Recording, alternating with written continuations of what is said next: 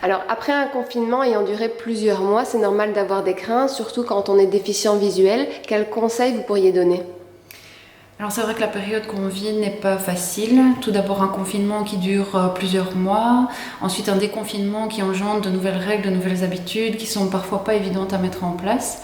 Et donc il est normal d'éprouver certaines craintes ou appréhensions à sortir de chez soi.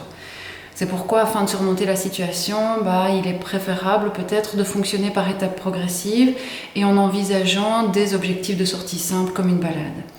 Donc dans un premier temps, la personne peut par exemple commencer par des trajets ou sorties aux abords de chez elle, dans des endroits connus et qui étaient déjà fréquentés régulièrement avant le confinement. Ça permettra à la personne de reprendre ses marques et ses repères plus facilement, plus rapidement.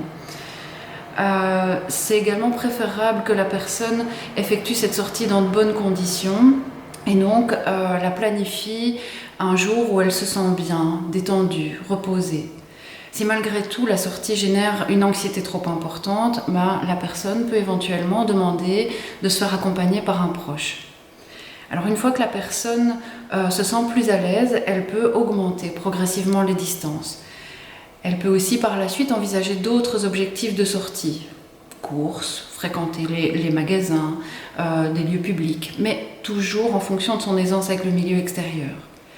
Elle peut à nouveau demander d'être accompagnée si ça contribue à la rassurer. Alors, avant de se rendre dans un endroit, dans un magasin ou autre, la personne peut aussi prendre contact afin de se renseigner sur les mesures mises en place. Est-ce qu'il y a un fléchage? Est-ce qu'il y a un sens de circulation?